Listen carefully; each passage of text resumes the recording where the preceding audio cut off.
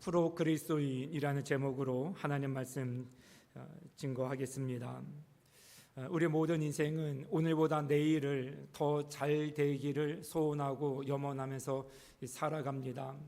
유년기 때는 청소년기를, 또 청소년기 때에는 청년의 때를, 청년의 때는 장년의 때를, 장년의 때는 노년의 때를, 노년의 때는 삶의 마지막을 준비해야 될 그 순간을 우리 삶이 더욱더 아름답고 숭고해지기를 원합니다.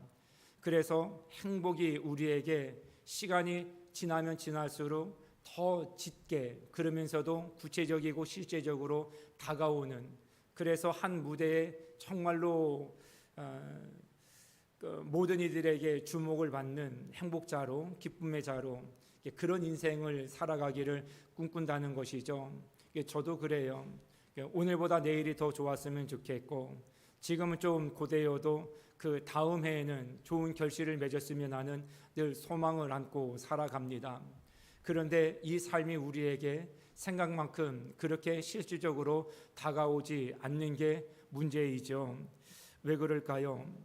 우리 그리스도인들은 우리가 하나님 앞에 예배를 드려지는 삶, 하나님이라고 하는 위대하신 그분 앞에서의 삶과 우리가 예배를 마치고 돌아간 우리의 일상에 수많이 나를 아는 지인들과의 삶 가운데서 괴리적인 현상이 빚고 있기 때문이 아닐까. 그래서 우리가 하나님 앞에 살아가는 삶이나 말씀 앞에 살아가는 삶, 그리고 그 말씀에 의지해서 살아가는 우리의 모든 일상에서의 삶이 굉장한 괴리를 겪게 되어지면 하나님께서 약속하신 행복과 기쁨의 삶인 그 진정한 복을 우리가 누리지 못하게 되어진다는 거예요. 이게 성경이 우리에게 주는 가르침입니다. 사랑하는 교우 여러분, 우리가 진짜이고 가짜이고 판별할 수 있는 가장 정확한 구분은 우리 주변 사람들이 나를 어떻게 평가하느냐예요. 내 자녀들이 부모인 그리스도인으로서의 부모인 나의 삶을 어떻게 평가하느냐. 너 그렇게 왜 엄마를 그렇게 봐? 왜 아빠를 그렇게 평가해? 그건 뭐라고 할 수도 있지만 그게 정확한 평가라는 것을 받아들이셔야 됩니다. 그리고 말씀 앞에 세워나가는 것이죠. 어느 누구도 말씀을 기준으로 해서 프로처럼 살아가는 진짜 그리스도인이 되고자 하는 이들의 평가를 자기의 감정과 세상의 기준으로 삼아서 함부로 입에 오를 수는 없다는 것이죠. 그래서 말씀대로 살아간 사람들은 아무리 역사가 무고하게 흘러가도 무 사람들 앞에 존귀와 존용의 대상이 될 수밖에 없습니다.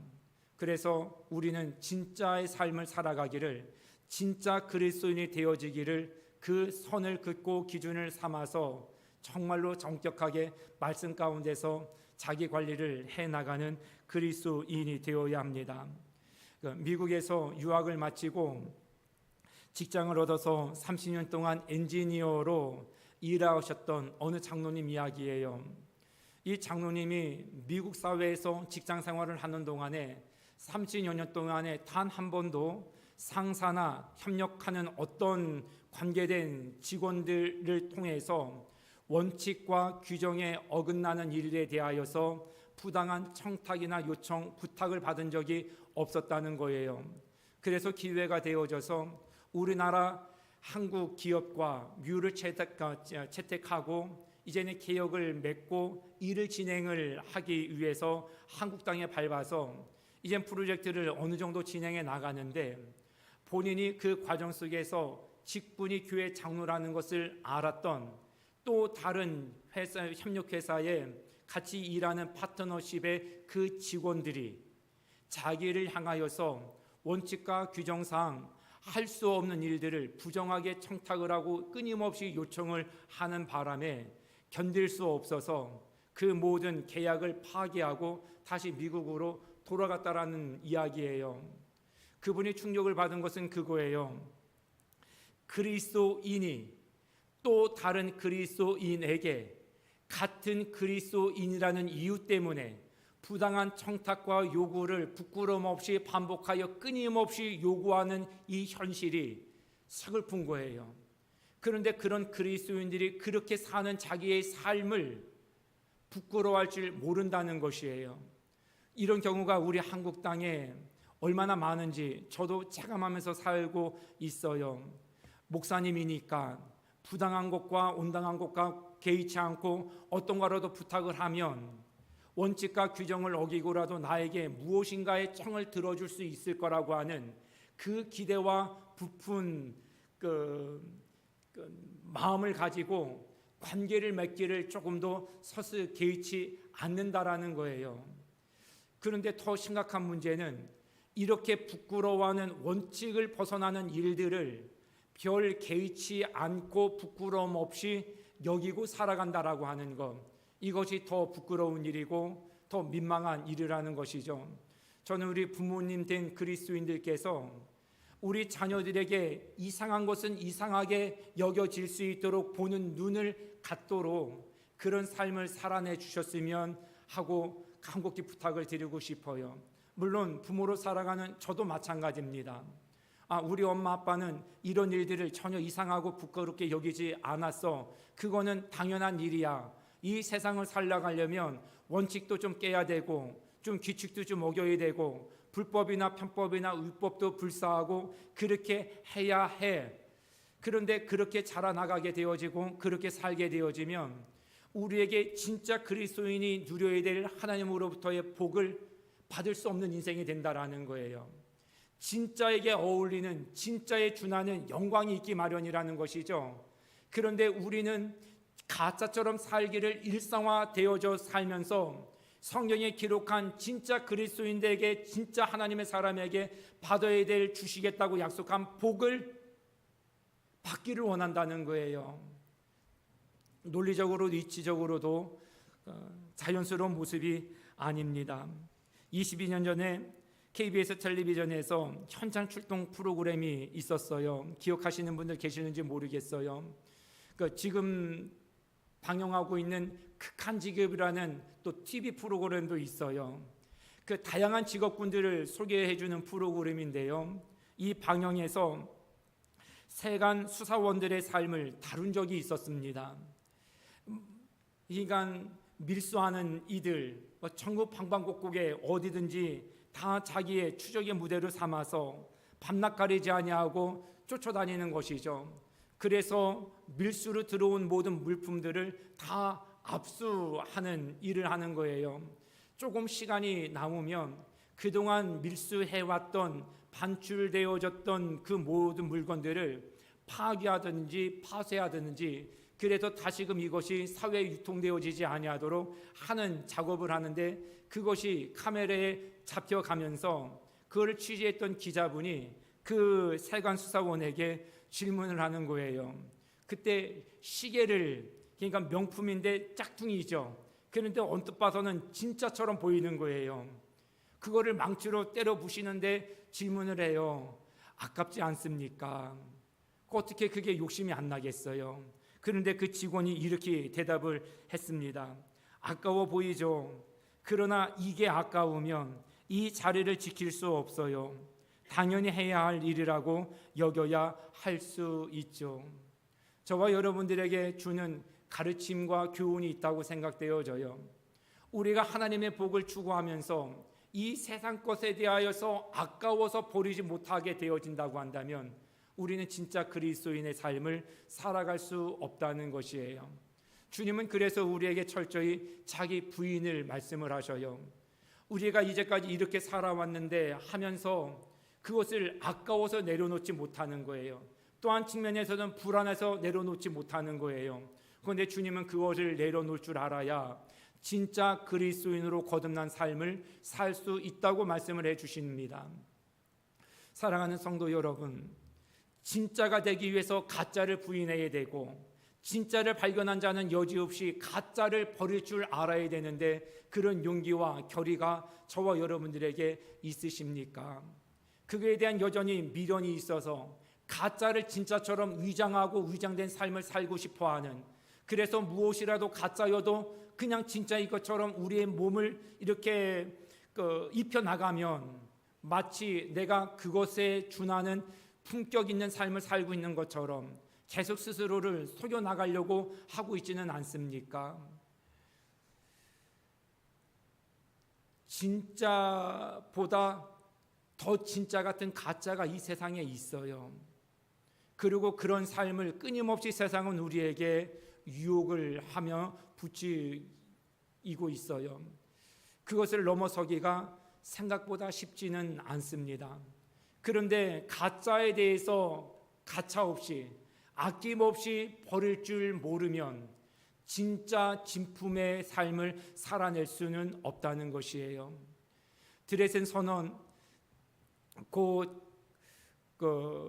이건희 회장이 삼성 회장단들을 다 비행기 타고 독일의 드레덴으로 소집한 일화는 우리에게 정말 유명한 일화예요. 그때 하신 말씀이 저 자식을 빼고는 다 바꾸라는 거예요. 그를 정신으로 회사의 제품을 만드는 일에 임하라는 것이에요. 그리고 나서 그때 당시에도 수십억 되어지는 삼성 제품을 화형식을 공개로 진행을 했어요. 와, 이 아까운 것을 그래 그 다르게라도 좀 활용을 하면 반값이라도 조금 세일가라도 아니면 진품에 대해서 좀 옵션으로라도 좀 끼워서 좀 내놓아도 얼마나 많은 사람들이 그것이 지혜라고 생각을 하고 제안을 했겠어요. 당사자도 그것을 다 파기하는 일이 어찌 아깝지 않았겠어요. 그런데 모든 가짜를 파기하는 일에 이건희 회장은 눈 하나 깜짝하지 않았다라는 것이죠. 가짜를 아까워하면 진짜를 못 만든다는 거예요. 가짜에 대해서 아쉬움이 남으면 진짜를 향한 발돋움은 할 수도 없다라는 거예요. 가짜는 아까워도 버릴 줄 알아야 진짜의 제품을 만들 수 있다라는 거예요. 사랑하는 성도 여러분, 우리가 그리스도인으로 살아가면서 이런 정신에 입각하여 살아가야 되지 않겠습니까? 거짓으로 일삼았던 삶, 이게 통용될 때가 있어요. 먹힐 때가 있어요. 그렇다고 해서 그것이 진짜 삶인 것처럼 아까워 버리지 못하면 진짜 그것 때문에 우리 인생 망하게 되어집니다. 가짜는 가차 없이 버릴 줄 아는 그리스도인이 되어져 갈 수 있기를 바랍니다. 진짜 그리스도인은 프로 그리스도인이라 말씀을 드리고 싶어요. 우리 얼마 전에 파리 올림픽이 이제 폐막이 됐잖아요. TV 프로그램에 금메달리스트 몇몇이 초대가 되어져서 인터뷰를 하는 내용을 봤어요. 정말로 매 때마다 그 선수들의 자기 관리의 엄격함을 접하게 되어집니다만 참 대단하다. 영광의 금메달의 주인공이 될 수 있다. 조금도 아까운 마음이 없어요. 비아냥거리고 싶은 마음도 없어요. 그에 준하는 진짜 프로의식을 가지고 철저히 자기를 엄격하게 관리해 온 그 이야기를 들으면 마땅하다. 아니, 그 영광이 오히려 작다 여길 수 밖에 없다. 이것에 공감을 하지 않을 수가 없습니다. 사랑하는 성도 여러분, 아마추어 프로의 차이가 무엇입니까? 아마추어는 자기 관리에 엄격하지 않다라는 거예요. 그냥 되는 대로 살아요. 먹고 싶은 거 그냥 먹고요. 마시고 싶은 거 그냥 마시고요. 갈 때 안 갈 때 잘 구분 선별을 하지를 않아요. 프로는 자기가 프로라는 정체의식을 가지고 선별을 해요. 무엇을 먹으면 되는지 먹으면 안 되는지 철저하게 자기를 관리를 해요. 시간 관리, 먹는 거 관리, 모든 것에 대하여서 엄격하게 관리를 해요. 왜요? 나는 프로이니까. 이게 프로와 아마추어의 차이를 낳게 한다는 것이에요. 스페인이 낳은 세계적인 테너 호세 카레라스라는 분이 오래전에 한국에 내한 공연을 했었습니다. 그분이 한 호텔에 머물고 이제 그날 밤 이제 투숙을 하는데 갑자기 직원을 부르는 거예요. 한밤중에. 유명한 일화인데 에어컨을 꺼달라는 거예요. 에어컨이 지금 우리 성도님들은 지금 에어컨과 여러 대의 선풍기가 돌아가는 소리를 인지하지 못하시고 계실 거예요. 제가 지금 말씀을 드렸으니 이젠 귀 기울여 보시겠다 싶은데 이것이 우리에게 시원한 공기를 제공하기 때문에 뭐 시원한지 더운지 이것이 우리의 관심사지 이게 소리에 잘 걸리질 않는데, 이 분은 직원에게 요청하기를 이 쇳소리가 내 귀를 거슬려서 잠을 청하는데 방해가 되니 꺼달라는 거예요. 그 여름에 내가 다음날 숙면을 취하지 못하고 공연 무대에 서게 되어지면 혹 실수할까 싶어서 최고의 컨디션에서 최고의 무대를 만들어야 되는데 혹시 밤새 이것 때문에 숙면을 취하지 못하여 그거에 대하여서 혹시 누가 될까 싶어서 그거를 꺼달라는 거예요.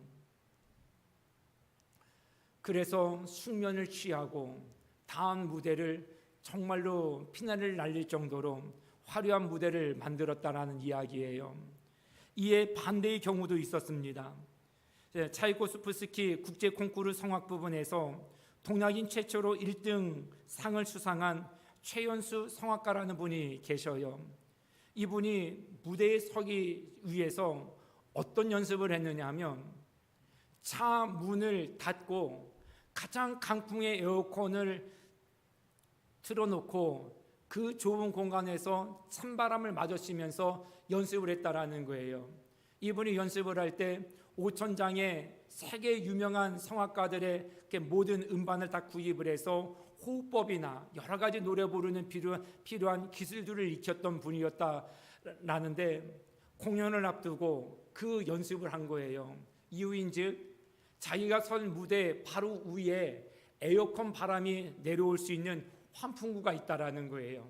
그래서 갑작스럽게 찬바람을 맞으면 재채기를 한다든지 해서 무대가 혹시 준비한 만큼 열려지지 않을까 싶어 하는 것 때문에 그 찬바람 때문에 한 번 있을 재치기를 예방하기 위해서 그 공간을 마련해서 에어컨 앞에서 노래를 불렀다는 것이에요. 철저한 자기 관리를 통하여서 무대를 준비한 것이고요. 이분 역시나 그 다음 화려한 무대를 꿈꿔왔던 무대를 열어가는데 조금 더 장애가 없었다고 그럽니다. 진짜 그리스도인은 어떤 사람일까요?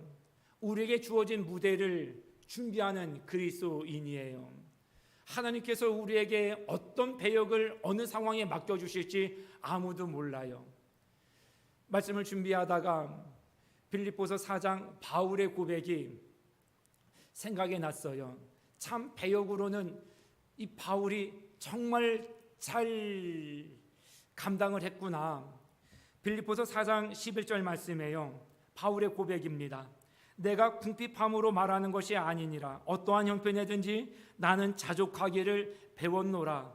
이어서 이렇게 얘기합니다. 나는 비천에 처할 줄도 알고 풍부에 처할 줄도 알아. 모든 일 곧 배부름과 배고픔과 풍부와 궁핍에도 처할 줄 아는 일체의 비결을 배웠노라. 우리가 원하든 원치 않든 배역을 맡게 되어져 있다라는 것 인정할 수밖에 없어요. 그렇다고 우리가 배역을 맡겨준 감독에게 쫓아가서 왜 나한테 이런 배역을 주느냐고 항의하고 따질 수도 없어요. 마치 토기장이에게 왜 나를 이런 것을 만드느냐고 항의할 수 없는 것처럼요. 만약에 우리가 감독에게 우리에게 주어진 배역이 마음에 안 들어서 항의를 하면 감독은 대부분 그럴 거예요. 당신이 없어도 이 배역을 할 수 있는 배우는 얼마든지 있습니다. 하기 싫으면 하지 마십시오. 우리가 항의할 수 없는 이유이기도 하지만 항의해도 사실상 우리에게 돌아오는 것이란 냉혹한 거절 외에는 없다라는 것이에요. 그는 우리는 받아들이고 그 배역의 삶의 무대에서 감당을 잘 할 수밖에 없는 것이에요. 그런데 바울은 그거를 잘했다라는 거예요. 자, 당신의 지금의 배역은 궁핍한 삶입니다.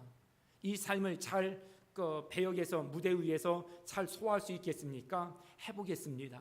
자, 이번에 당신의 삶의 한 막은 풍부에 처할 그 부잣집 도련님 그런 배역입니다. 잘 할 수 있겠습니까? 예, 잘 해내겠습니다. 바울은 그렇게 고백을 해요. 배고픔, 배부름, 풍부, 궁핍, 이 배역이 나에게 주어질 때마다 나는 그걸 잘 해내왔습니다. 사랑하는 성도 여러분, 우리가 배역을 잘하는 것은 무대 위에 섰을 때 결정되지 않는다는 걸 알아요.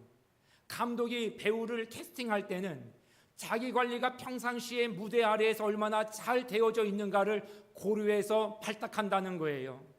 아무거나 막 먹고 살이 너무 많이 째고 자기 관리에 철저하지 않은 배우들을 감독들은 눈여겨보질 않는다는 거예요. 그래서 혹 단역으로나 맡기는지 몰라도 주역으로는 맡길 수 없다는 것이죠. 그 무대를 망치기는 어느 감독도 원치 않기 때문에 그래요. 왜 나한테 이런 단역을 주십니까? 왜 나한테 이런 엑스트라 일을 주십니까? 우리가 그만큼 자기 일에 철저히 관리를 안 한 이유를 우리는 모르고 우리는 감독에게 항의하고만 싶어 한다는 것이에요. 우리가 감정대로 살아야지 말아야 될 이유, 우리가 기분 내키는 대로 살지 말아야 될 이유, 우리가 상황에 쫓기듯이 살지 말아야 될 이유가 바로 여기에 있어요.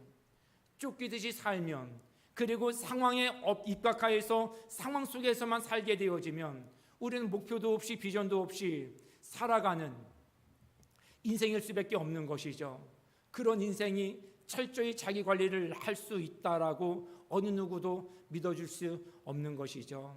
사랑하는 성도 여러분, 여러분들은 지금 어떤 배역으로 어떤 삶을 살고 계십니까?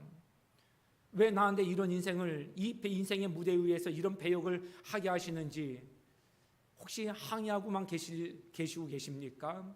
왜 내 인생의 무대를 이렇게 준비했느냐고 누구한테 자꾸 부정적으로 따지기만 하려고 하고 계시지는 않습니까?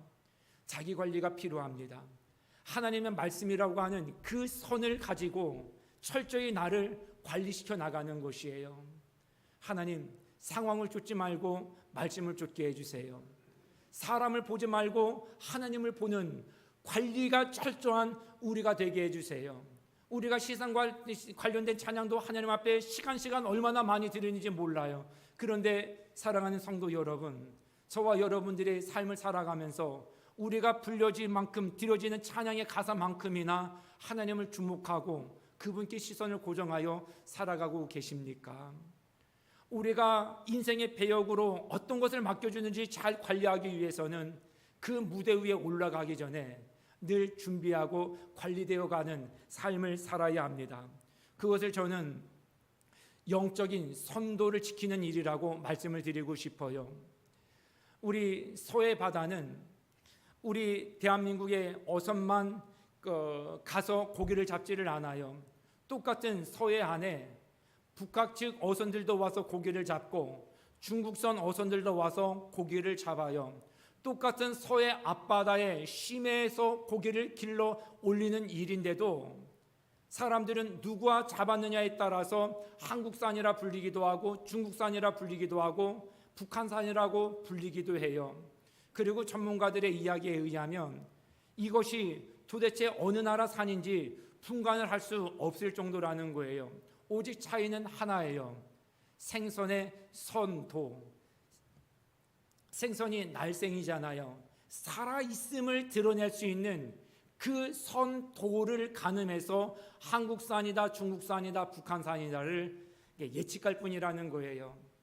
바로 잡아서 식탁으로 올라오는 생선은 선도가 뚜렷하겠지요. 그걸 우리는 싱싱하다고 얘기를 해요. 여전히 살아있는 것 같으네. 그것이 선도예요.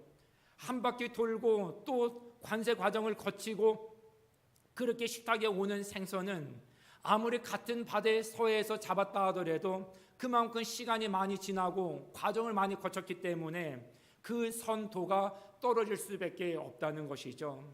아무리 괜찮다고 파는 상인이 얘기를 해도 딱 보면 알잖아요. 이건 뭐 조금 먹으면 탈날 것 같이 보이네요. 선도가 죽었다는 거예요. 그런 양식은 값이 떨어질 수밖에 없는 것이죠.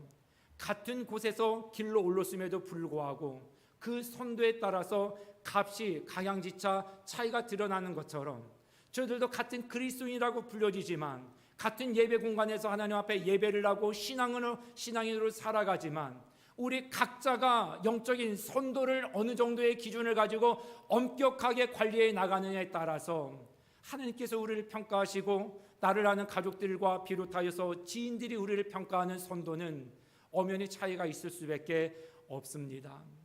사랑하는 성도 여러분, 하나님께서 우리에게 말씀을 주셨어요. 그 말씀을 가지고 우리의 선도를 지키기를 주님은 원하셔서 주신 거예요. 그런데 우리는 선도를 말씀의 토대를 삼지 않고 세상의 모든 것을 가지고 우리의 정도를 평가받기를 원한다는 거예요. 아파트 평수, 우리가 타고 다니는 자동차, 자녀들의 성공 여부. 사랑하는 교우 여러분, 하나님은 우리에게 그것 외에 말씀을 먼저 주셨다라는 것을 정말 눈여겨보셔야 돼요. 말씀 위에 세워져야 우리의 선도가 유지되어진다는 거예요.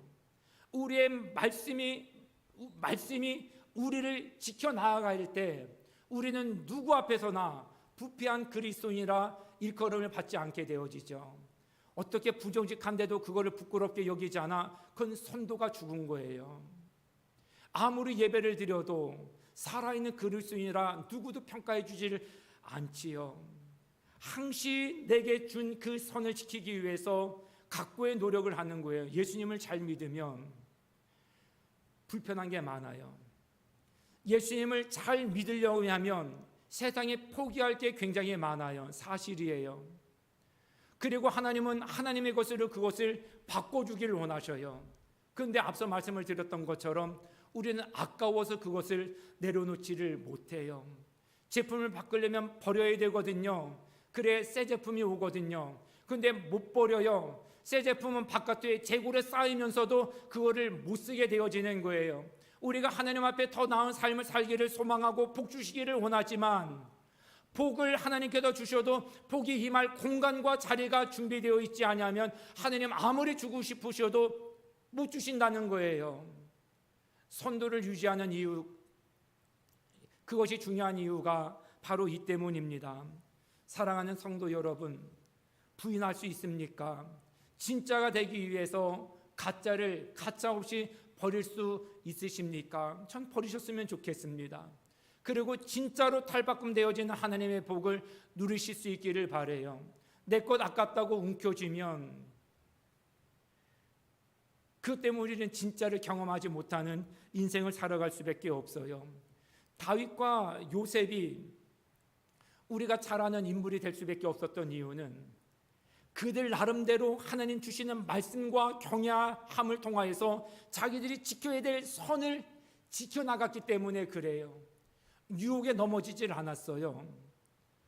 그것이 하나님 앞에 경외하는 마음에 선을 그었기 때문에 가능한 일이고, 그 선은 무슨 일이 있어도 지켜야 된다라고 하는 정도의 길을 걸어갈 줄 아는 결의에 찬 실력이 있었기 때문에 가능했던 일이에요.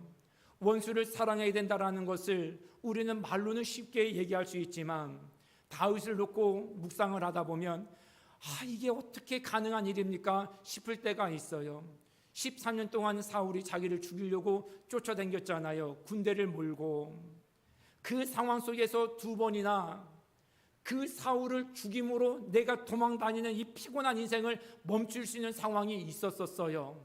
그런데 다윗은 하나님을 경외하는 그 선도를 지키기 위해서 내 손으로 하나님의 기름 부음 받는 자를 손대지 않겠다. 그게 쉬운 일입니까?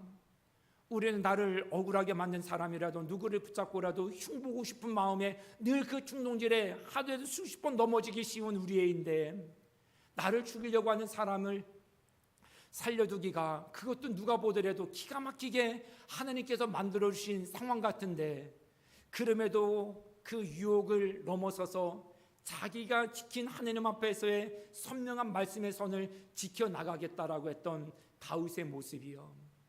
한번 잘 생각해 보십시오. 그렇게 자기의 영적인 선을 지키려고 노력했던 요셉과 다윗을 통하여서 하나님께서 세상의 역사를 새롭게 맡겨도 괜찮다고 선택하신 것이 과한 처사입니까? 당연하지요. 그를 통하여서 하나님은 세계의 역사를 새롭게 재편하셨고요. 지금도 다윗을 통하여서 모든 믿음의 후손들에게 믿음의 표상이 되게 하시는 귀한 은혜의 선물을 그의 인생에 걸어 놓으셨다라는 거예요.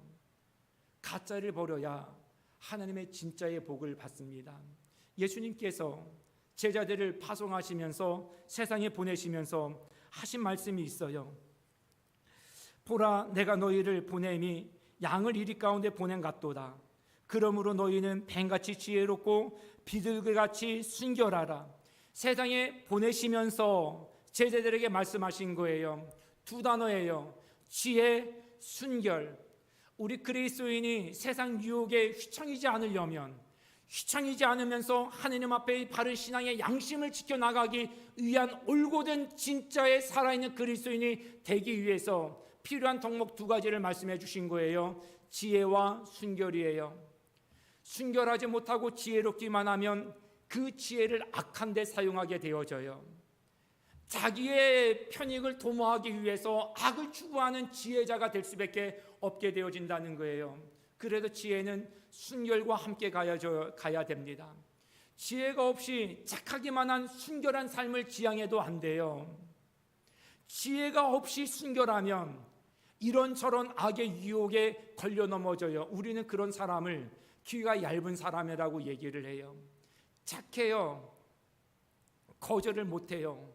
그래서 어떤 것은 거절하고 어떤 것은 수용하고 채택을 해야 될지 이 기준이 모호해요. 그래서 어떤 악이나 유혹에도 쉽게 넘어져요. 착하기만 하면 안 됩니다. 그래서 반드시 지혜로워야 돼요. 그래도 주님은 세상에 보내는 제자들에게 지혜로워하라, 그리고 순결하라.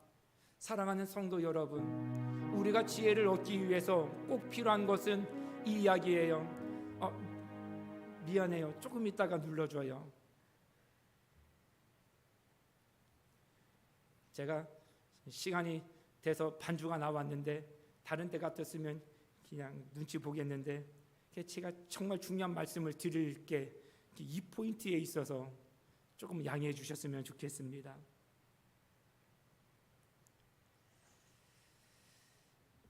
지혜와 순결을 지키는 것 중요한데 주님은 그렇게 살아가는 자들에게 세상을 맡기고 싶으신 거예요. 세상이 새로워져야 되니까. 그렇게 살아가는 저와 여러분들에게 하나님도 우리에게 말씀을 원하셔요. 지혜롭고 순결하라. 왜요? 우리의 가정이 새로워져야 됨을 주님도 아시기 때문에 그래요. 지혜롭고 순결하라 말씀하시는 이유는 우리 각자의 삶이 변화와 개혁의 필요성을 그 누구보다도 요하는 삶을 그 처지에 있기 때문에 그래요. 그럼에도 불구하고 우리의 모든 발행과 달리 우리의 가정과 우리의 각자의 삶의 자리는 별 새로운 것이 없는 늘 그만한 삶의 연속 속에 놓여져 있어요. 왜 그러냐? 늘 우리는 새로움만 바라고 개혁에 대한 구호만 외칠 뿐 실력을 배양해 나가지 않기 때문에 그렇다는 거예요. 이 말씀을 좀 드리고 싶습니다. 사랑하는 교우 여러분, 변화를 위해서 여러분들은 어떤 실력을 쌓아가고 있고 배양시켜 나가고 있습니까? 우리는 사랑이 필요합니다. 그래서 여러분들 사랑이라는 주제를 배우기 위해서 서점에 가보신 적 있습니까? 난 아내를 사랑하기를 원해. 아내를 이해하기 위해서 책 한 권 붙잡고 씨름해 본 적 있으십니까? 난 남편이 존경받는 삶이 되어지기를 원해. 그 남편을 이해하기 위해서 혹시 어떤 노력을 해오셨습니까? 난 자녀들의 인생이 우리의 부모의 인생보다 더 성공적이고 더 행복한 삶이 되어졌으면 좋겠어. 지금 시대의 자녀들이 어떤 고민과 어떤 가치관을 갖고 살아가는지 누구를 통해서 어떤 정보를 들어 이해하고 계십니까? 나날이 세상은 새로운 것으로 우리의 모든 자녀들과 우리 가정을 무너뜨리려고 불철주야 노력을 하는데 우리가 원하는 변화와 새로운 무엇인가를 요구하기 위해서 우리는 어떤 실력들을 함양하고 배양해 나가고 있느냐는 거예요. 여러분들이 행복을 추구하기 위해서, 누군가를 알기 위해서, 돕기 위해서, 성공적인 삶을 살기 위해서 여러분들의 손에 들려있는 어떤 것도 없다고 한다면 저희는 계속 과거를 답습할 뿐인 인생을 살아갈 수밖에 없을 겁니다. 스위스의 고등학생이 한 학기 중에 매주 150페이지 분량의 책을 평균 3권씩 읽어야 한다고 그래요. 이건 스위스에서 목회하신 목사님이 직접 그 공교육을 보시고 보고하신 내용이에요. 각 책의 내용을 한 단어 혹은 한 문장으로 압축하여 제출을 해야 한다는 것이에요. 매주 3권의 책을 읽는 것은 상당한 분량이에요. 그걸 통하여 사고력을 기르고 학습 능력을 기르고 수학 능력을 길러 나갈 때 한국의 학생들은 주입식 교육을 하는 것이죠. 애워서 답을 써내면 되는 거예요. 사고력이 마비되어지는 거죠. 추리력이 없는 거예요. 논리력이 붕괴되어지는 거예요. 결과만 좋으면 된다라는 거예요. 행복을 고민을 하질 않아요. 옳고 그름을 선별하려고 하는 구체적인 철학적인 사고를 하지 않는다는 것이에요. 어떤 취재원이 세계 명문대학의 유수한 학생들을 탐방하고 학교를 소개하기 위해서 취재하던 중에 도쿄대학에 갔어요. 한 학생을 이제 한국 사람이니까 한국 사람인 것 같아서 찾아갔는데 마침 한국 사람인 거예요. 인터뷰를 응해 주셨으면 하고 자기를 소개하고 어필을 하는 거예요. 근데 그 학생이 막 부랴부랴 가면서 이 취재원에게 양해를 구하는 게 이 내용이에요. 제가 이번 한 달 동안에 읽어야 할 책이 30권이나 됩니다. 그로 인해 선생님과 이야기할 시간이 없습니다. 대단히 죄송하지만 양해해 주시기 바랍니다. 각고의 노력으로 실력을 함양해 나가는 거예요. 그리고 그 선을 지키기 위해서 취재원의 요청을 겸손하게 이해를 허락을 받고 양해를 구하는 거예요. 저와 여러분들이 진짜가 되기 위해서, 진짜가 되기 위해 실력을 겸양하기 위해서 우리가 되는 대로 살지 아니하고 나름대로 선을 긋고 그 정도를 넘어서지 않기 위해서 저희는 진짜 그리스도인, 프로 그리스도인이 되기 위해서 우리는 어떤 몸부림을 치고 계십니까? 프로이십니까? 아마추어이십니까? 여러분들은 여러분들의 자녀가 프로 그리스도인이 되길 원하십니까? 그냥 그럭저럭 자기 권리에 그냥 느슨한 아마추어처럼 살아가기를 원하십니까? 진짜 하나님의 참 복을 받기를 원한다면 우리가 진짜 그리스도인이 되어야 하지 않겠습니까? 그냥 우리의 염원으로만 끝나지 말고 바람으로만 끝나지 말고 나름의 요셉과 다윗처럼 선을 긋고 그 선을 지키기 위해서 목숨 걸 만큼의 사투를 벌일 만큼의 우리의 노력이 필요하지 않겠습니까? 우리는 아마추어의 삶을 살아가면서 프로에 준하는 영광을 구가하고 있지는 않습니까? 이 땅의 것에 삶에 입각하여 살아가면서 하나님의 참 복과 신령한 복을 소망하며 살아가고 있지는 않습니까? 무엇을 지키십니까? 무엇에 여러분들은 엄격하십니까? 그 엄격하게 지키려고 하는 선의 기준은 무엇으로 삼고 계십니까? 영적인 선도를 잃어버리면 우리도 헐값처럼 취급받는 생선에 불과할 수밖에 없습니다. 살아있는 그리스도인, 진짜 그리스도인, 프로 그리스도인, 그 삶을 우리가 살아갈 때 하나님께서 그 당대의 믿음의 자녀들은 물론이거니와 그 후대의 자손들을 어찌 책임져 주시 않으시겠습니까? 가짜이면서 진짜를 표방하는 우리의 어리석음을 내려놓고 가짜 같아 보이더라도 진짜가 되기 위한 처음부터 첫 단추를 새로 다져나가게 끼어나가는 용기가 우리 가운데 있었으면 좋겠습니다. 진짜가 되십시다. 프로가 되십시다. 그래서 하나님의 진짜의 복을 받아 누리는 우리의 가정과 우리의 후손의 삶이 될 수 있기를, 그 선을 지키기에 목숨을 다한 사투를 벌여나가는 저와 여러분들 다 되실 수 있기를 주님의 이름으로 축복합니다. 우리 말씀 생각하면서 주님 다시 오실 때까지 나는 이 길 걸어가리라, 우리 같이 결단하면서 고백합시다. 주님 다시 오실 때까지 나는 이 길을 가리라. 좁은 문 좁은 길